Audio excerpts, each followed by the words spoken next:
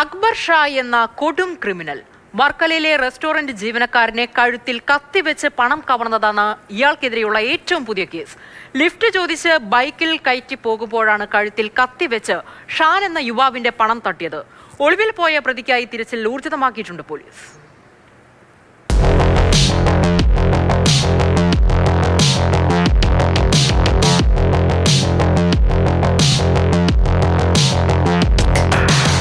ഇന്നലെ രാത്രി 12 മണിയോടെയാണ് സംഭവം. വർക്കല നടയാറ് ജംഗ്ഷനിൽ പ്രവർത്തിക്കുന്ന ഫാർമേഴ്സ് റെസ്റ്റോറന്റിലെ അക്കൗണ്ടന്റായ ഷാൻ കടയിലെ കളക്ഷൻ തുകയായ 58,000 രൂപ കൈവശം വെച്ച് കടയടച്ച് വീട്ടിലേക്ക് പോകുന്നതിനിടെയാണ് സംഭവം നടന്നത്. പ്രദേശവാസിയായ അക്ബർ ഷാ എന്നയാൾ ഷാനോട് ലിഫ്റ്റ് ചോദിച്ചതിനെ തുടർന്ന് ഇയാളെ കൂടെ കൂട്ടി ബൈക്കിൽ യാത്ര ചെയ്യുകയായിരുന്നു. ശ്രീനിവാസപുരം ഭാഗത്തെത്തിച്ചേർന്നപ്പോൾ അക്ബർ ഷാ ഷാനിന്റെ കഴുത്തിൽ കത്തിവെച്ച് ഭീഷണിപ്പെടുത്തുകയും കൈവശമുള്ള പണം ആവശ്യപ്പെടുകയും ചെയ്തു.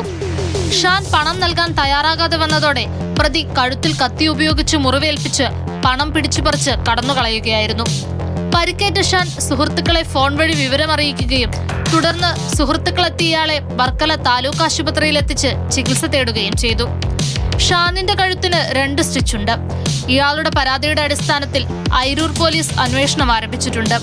പ്രതിയായ അക്ബർ ഷാ മോഷണ കേസുകളിൽ ഉൾപ്പെടെ നിരവധി അടിപിടി കേസുകളിൽ പ്രതിയാണെന്ന് അയിരൂർ പോലീസ് പറയുന്നു. പ്രതിക്കായുള്ള അന്വേഷണം പോലീസ് ഊർജിതമാക്കി.